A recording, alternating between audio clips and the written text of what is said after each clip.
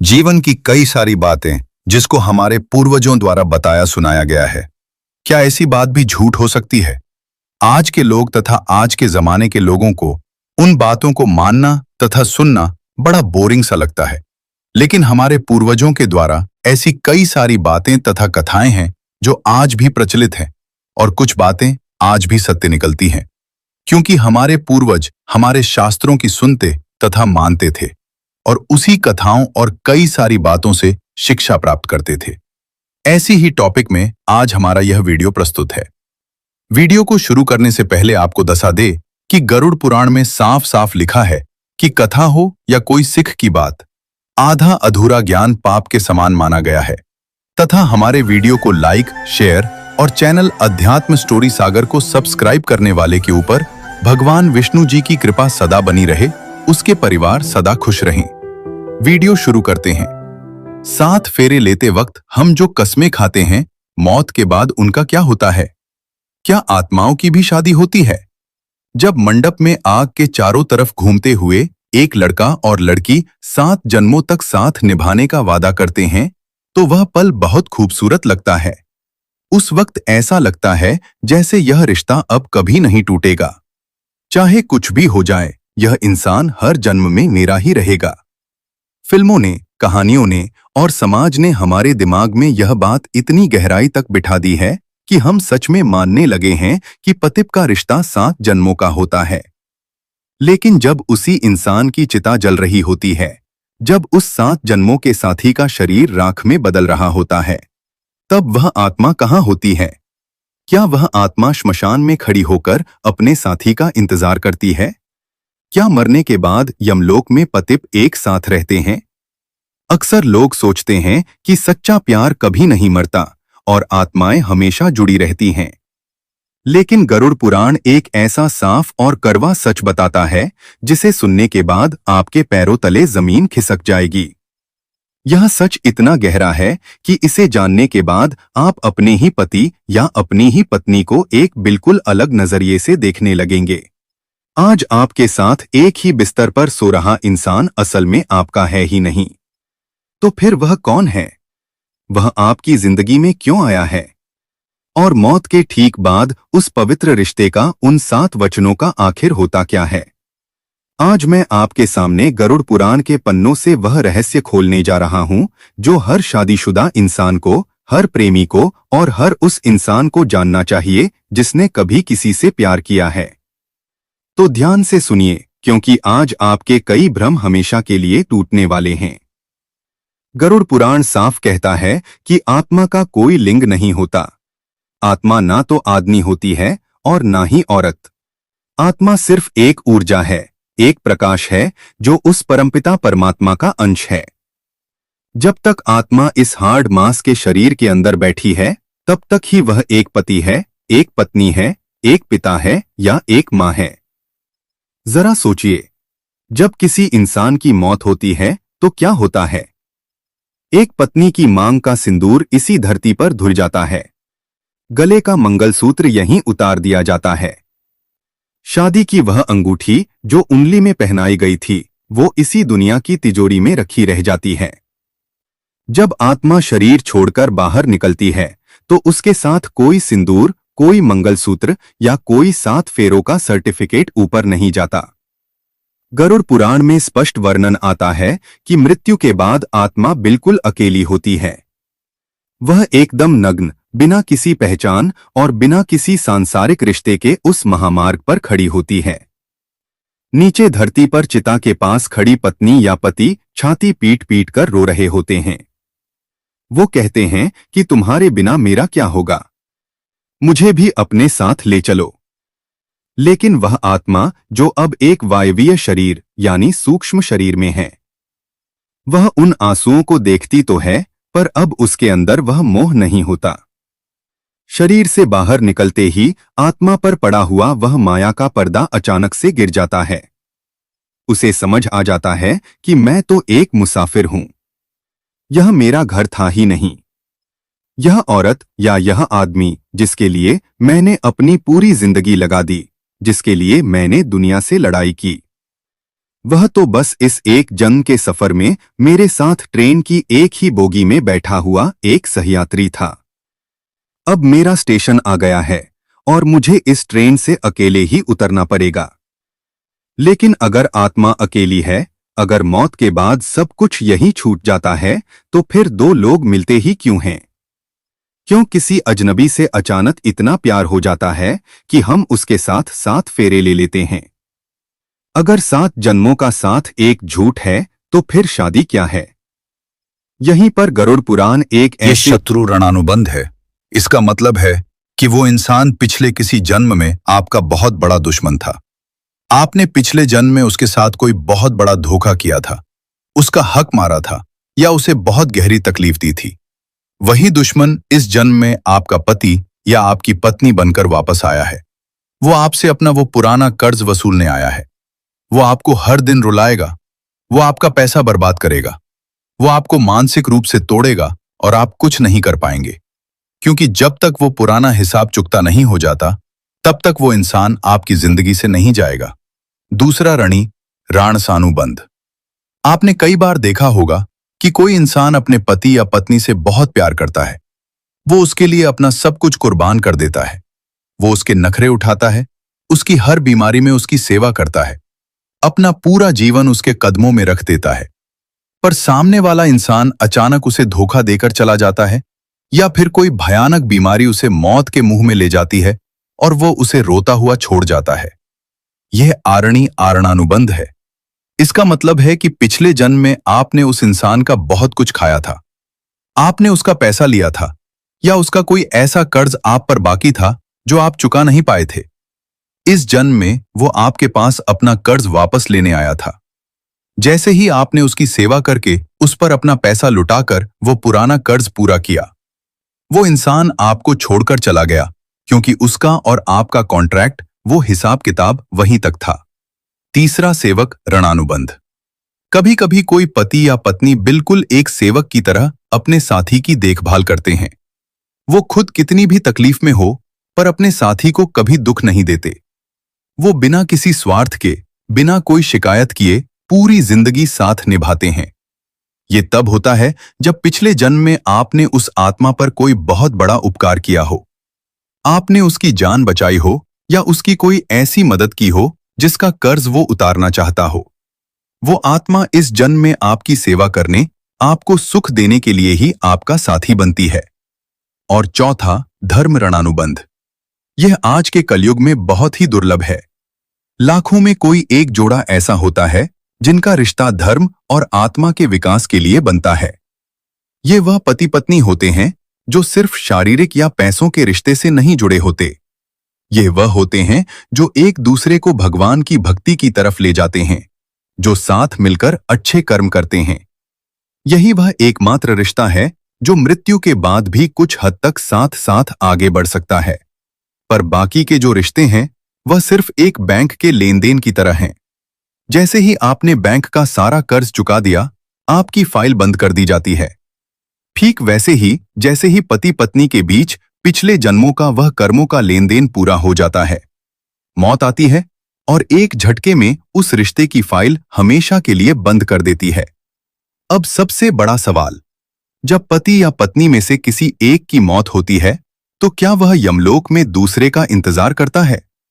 क्या पति के बाद मरने वाली पत्नी यमलोक में जाकर फिर से उसी पति से मिलती है? इसका जवाब बहुत ही कड़वा है। गरुड़ पुराण में स्पष्ट वर्णन आता है कि मृत्यु के तुरंत बाद हर आत्मा का सफर बिल्कुल अलग हो जाता है। जरा कल्पना कीजिए, एक बहुत ही अमीर और रसूखदार पति की मौत हो जाती है। घर में पत्नी विलाप कर रही है। उसे लगता है कि उसका सुहाग छिन गया है। पर जब उस पति की आत्मा यमराज के दरबार में पहुंचती है, तो वहां कोई यह नहीं पूछता कि तुम अपनी पत्नी से कितना प्यार करते थे। वहां चित्रगुप्त अपनी डायरी खोलते हैं और पूछते हैं, तुमने उस कुर्सी पर बैठकर कितने गरीबों का खून चूसा था? अपनी पत्नी को खुश रखने के लिए, उसके लिए महंगे जेवर खरीदने के लिए तुमने कितने लोगों से बेईमानी की थी? अगर उस पति ने पाप किए हैं, तो उसे यमदूत तुरंत भयंकर नरकों की तरफ घसीट ले जाते हैं। उसे असिपत्र वन या कुंभिपाक नरक में फेंक दिया जाता है। और वहीं दूसरी तरफ मान लीजिए उसकी पत्नी बहुत ही धार्मिक थी। उसने अपनी पूरी जिंदगी भगवान का नाम लिया, लोगों की मदद की और अच्छे कर्म किए। तो जब उस पत्नी की मौत होगी तो उसे कोई यमदूत लेने नहीं आएंगे, उसे सीधे स्वर्ग या किसी उच्च लोक में ले जाया जाएगा। अब आप ही बताइए, जो पति नरक में अपने पापों की सजा काट रहा है और जो पत्नी स्वर्ग में अपने पुण्यों का फल भोग रही है, वह दोनों एक साथ कैसे रह सकते हैं? उनका 7 जन्मों का साथ कहाँ गया? सच तो यह है कि हर आत्मा अपने पने कर्मों का बोझा खुद उठाती है। मौत के बाद कोई किसी का पति नहीं होता, कोई किसी की पत्नी नहीं होती। आप वहां जाकर यह नहीं कह सकते कि मैं उसकी पत्नी हूं, मुझे उससे मिलने दो। यमलोक में इंसानी रिश्तों की कोई अहमियत पति नहीं पर होती। है। वह सोच रही है कि मेरे मरने के बाद इसका क्या होगा, इसे खाना कौन देगा, इसकी दवा कौन देगा। उसका मन पूरी तरह से उस आदमी में अटका हुआ है। उसने भगवान का नाम लेने के बजाय मरते वक्त सिर्फ अपने पति का नाम लिया। तो प्रकृति का नियम क्या करेगा? वह आत्मा उस पति के मोह में इतनी बुरी तरह फंस जाएगी कि मृत्यु के बाद वह उसी आदमी के आसपास भटकने लगेगी। और सच तो यह है कि हर आत्मा अपने पने कर्मों का बोझा खुद उठाती है। मौत के बाद कोई किसी का पति नहीं होता, कोई किसी की पत्नी नहीं होती। आप वहां जाकर यह नहीं कह सकते कि मैं उसकी पत्नी हूं, मुझे उससे मिलने दो। यमलोक में इंसानी रिश्तों की कोई अहमियत नहीं होती, वहां सिर्फ और सिर्फ आपके कर्मों की अहमियत होती है। लेकिन यहां पर एक बहुत बड़ा रहस्य छुपा है, एक ऐसा सच जो आपको अंदर तक डरा देगा। हमने सुना है कि अंतमति 100 गति, यानी इंसान मरते वक्त जिस चीज के बारे में सबसे ज्यादा सोचता है, उसका अगला जन्म उसी के आधार पर होता है। अगर 7 जन्मों का साथ सच नहीं है, तो फिर लोग क्यों कहते हैं कि वह अगले जन्म में भी मिले थे? गरुड़ पुराण इस घटना को मोह और आसक्ति कहता है। मान लीजिए एक पत्नी मर रही है, पर मरते वक्त उसका पूरा ध्यान सिर्फ अपने पति पर है। वह सोच रही है कि मेरे मरने के बाद इसका क्या होगा, इसे खाना कौन देगा, इसकी दवा कौन देगा। उसका मन पूरी तरह से उस आदमी में अटका हुआ है। उसने भगवान का नाम लेने के बजाय मरते वक्त सिर्फ अपने पति का नाम लिया। तो प्रकृति का नियम क्या करेगा? वह आत्मा उस पति के मोह में इतनी बुरी तरह फंस जाएगी कि मृत्यु के बाद वह उसी आदमी के आसपास भटकने लगेगी। और जब उस आत्मा का अगला जन्म होगा तो वो उसी इंसान के आसपास किसी न किसी रूप में जन्म ले लेगी। लेकिन ध्यान से सुनिए, जरूरी नहीं कि वो अगले जन्म में फिर से एक खूबसूरत लड़की बनकर उसकी पत्नी ही बने। गरुड़ पुराण की कथाओं के अनुसार ऐसा हो सकता है कि वो उस पति के घर में पलने वाली एक पालतू बिल्ली बन जाए, वो उसके घर में पैदा होने वाली एक गाय बन जाए, या फिर उसी परिवार में एक बच्ची के रूप में जन्म ले ले। हाँ, वो आत्मा उस इंसान के करीब जरूर रहेगी, क्योंकि उसका मोह उसे वहां खींच लाया है। पर उनका वो पतिप वाला रिश्ता हमेशा के लिए खत्म हो जाएगा। मोह आपको उसी इंसान के पास वापस तो ले आता है, पर वो आपको किस योनि में, किस जानवर या कीड़े के रूप में वापस लाएगा, ये आपके कर्म तय करते हैं। और इसका दूसरा पहलू और भी खौफनाक है। अगर आप पूरी जिंदगी अपने पति या पत्नी से लड़ते रहे हैं, आपके दिल में उसके लिए भयंकर नफरत भर गई है, और मरते वक्त आप सिर्फ यही सोच रहे थे कि इस इंसान ने मेरी जिंदगी बर्बाद कर दी, मैं इसे कभी माफ नहीं करूंगा, मैं इससे बदला लूंगा, तो यकीन मानिए, नफरत का वो धागा प्यार के धागे से बहुत ज्यादा मजबूत होता है।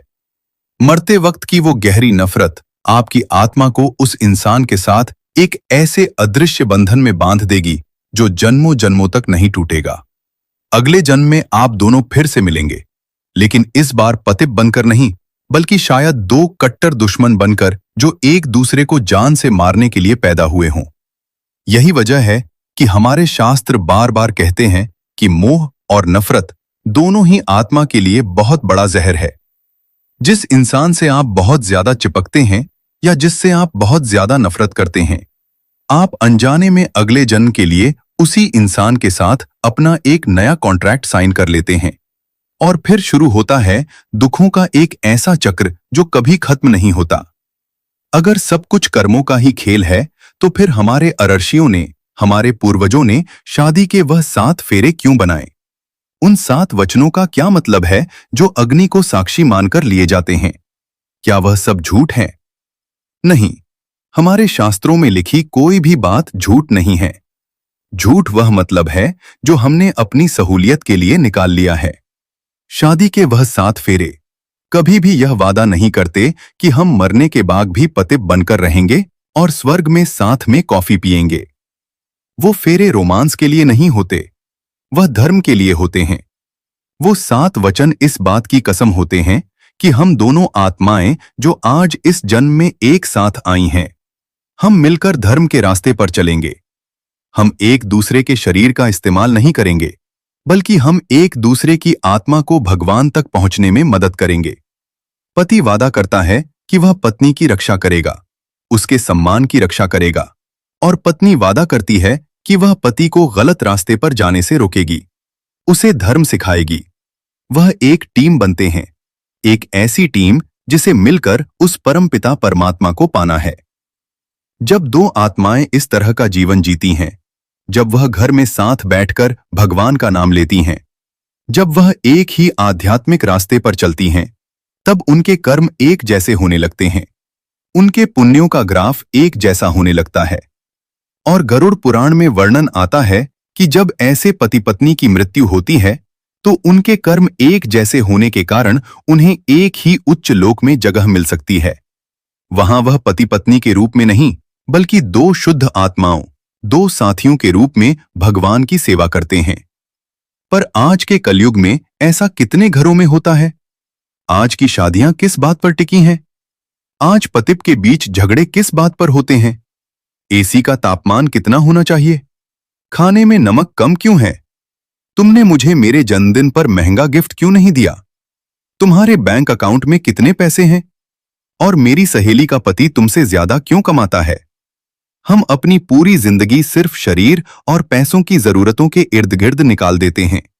हम झूठ बोलते हैं, हम एक दूसरे को धोखा देते हैं, हम बाहर अफेयर करते हैं और फिर समाज को दिखाने के लिए साथ रहने का नाटक करते हैं। जरा सोचिए, जो रिश्ते झूठ, फरेब और सिर्फ शारीरिक आकर्षण की नींव पर खड़े हैं, वो मौत के झटके को कैसे सह पाएंगे?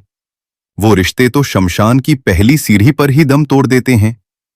आज के समाज का सबसे कड़वा सच तो यह है कि लोग एक ही छत के नीचे रहते हैं, एक ही बिस्तर पर सोते हैं, लेकिन उनके दिल एक दूसरे से मीलों दूर होते हैं। और जो दिल धरती पर ही एक नहीं हो पाए, वो मौत के बाद 7 जन्मों तक साथ कैसे रह सकते हैं? आजकल शादियों में धोखा देना, एक्स्ट्रा मैरिटल अफेयर करना बहुत आम बात हो गई है। लोगों को लगता है कि कोई देख तो नहीं रहा, क्या फर्क पड़ता है? लेकिन बढ़ता है, और वो नफरत आपको अगले जन्म में फिर से उसी इंसान के सामने ले जाकर खड़ा कर देगी। पर इस बार वो इंसान आपको इतनी भयानक तकलीफ देगा कि आप खून के आंसू रोएंगे और आपको समझ भी नहीं आएगा कि आपके साथ इतना बुरा क्यों हो रहा है। तो फिर सवाल ये उठता है कि जब सब कुछ यहीं छूट जाना है, जब कोई किसी का 7 जन्मों का साथी नहीं है, तो हम अपनी जिंदगी कैसे जिएं? क्या हम अपने पति या पत्नी से प्यार करना छोड़ दें? क्या हम सब कुछ छोड़कर सन्यासी बन जाएं? नहीं। गरुड़ पुराण या हमारे शास्त्र आपको भागने के लिए नहीं कहते, वो आपको जागने के लिए कहते हैं। आपको अपनी शादीशुदा जिंदगी बिल्कुल वैसे ही जीनी है जैसे 2 समझदार मुसाफिर ट्रेन के एक ही डिब्बे में सफर करते हैं। जब आप ट्रेन में किसी अजनबी के साथ सफर करते हैं तो आप उससे लड़ते नहीं हैं, आप उससे प्यार से बात करते हैं।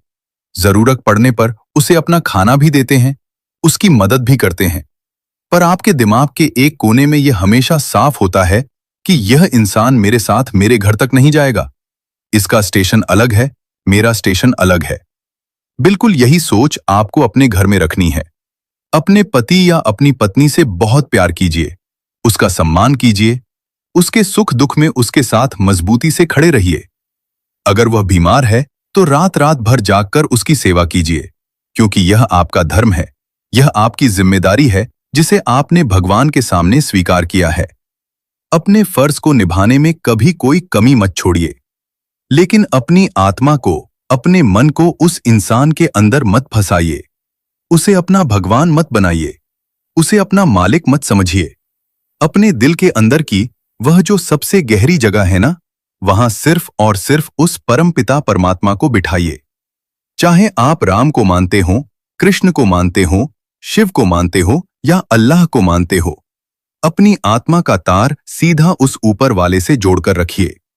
क्योंकि जब मौत का वह आखिरी झटका लगेगा, जब शरीर साथ छोड़ देगा और वह यमदूत सामने खड़े होंगे, तब ना तो आपका पति आपके आगे आकर खड़ा होगा और ना ही आपकी पत्नी आपको उन यमदूतों के पाश से बचा पाएगी।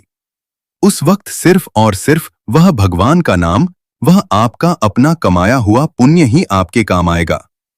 अगर आज आप एक बहुत ही खराब शादी में हैं, अगर आपका साथी आपको बहुत तकलीफ दे रहा है, आपको समझ नहीं आ रहा कि वह ऐसा क्यों कर रहा है, तो आज के बाद उसे कोसना बंद कर दीजिए।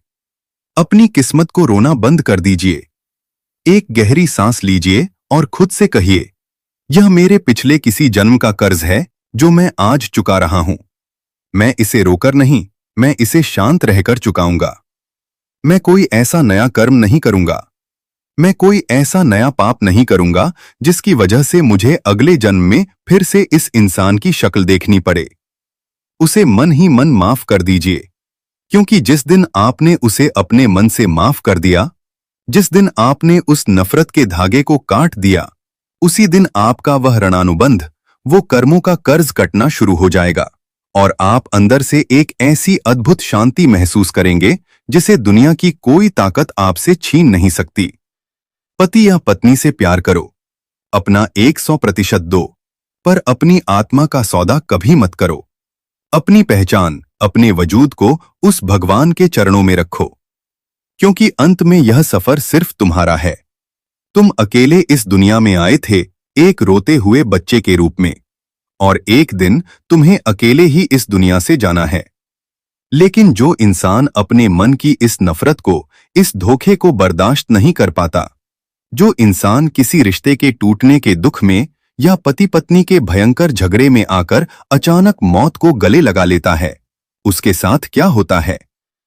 अक्सर लोग सोचते हैं कि ऐसा करने से सारे दर्द खत्म हो जाएंगे, शांति मिल जाएगी। लेकिन गरुड़ पुराण के उस सबसे खौफनाक अध्याय में वर्णन आता है कि जो इंसान ऐसा करता है, उसकी आत्मा को ना तो स्वर्ग मिलता है, ना नरक मिलता है और ना ही अगला जन्म मिलता है। वो एक ऐसे भयंकर और अंधेरे त्रिशंकु लोक में फंस जाती है, जहां उसे अपनी मौत के उस दर्द को हर रोज हजारों सालों तक दोबारा महसूस करना पड़ता है। आखिर ऐसा करने वाली आत्माओं के साथ वह अनदेखी दुनिया क्या सुलूक करती है? गरुड़ पुराण एक ऐसा पुराण है जिसमें सभी कर्मों की सजा साफ साफ लिखी होती है। जिसको पढ़कर समझकर जो समझ गया, वह जीवन तथा आत्माओं की दुनिया स्वर्ग में चैन से रह पाता है, और जो नहीं समझ पाता या गरुड़ पुराण में लिखे बातों को मिथ्या या झूठ समझता है, वह स्वर्ग तो क्या नरक में भी जगह नहीं मिलती। इसीलिए हमारे पूर्वज हमें बार बार समझाते रह गए कि कुछ बातों का पालन करना चाहिए। अगर आपको इसी तरह की जानकारी वीडियो देखना पसंद करते हैं तो आप हमारे चैनल अध्यात्म स्टोरी सागर के साथ जुड़ सकते हैं। चैनल को सब्सक्राइब करें। बस आज के लिए इतना ही। मिलते हैं अगले वीडियो में, तब तक के लिए धन्यवाद। जय श्री कृष्णा, जय श्री राम, हर हर महादेव।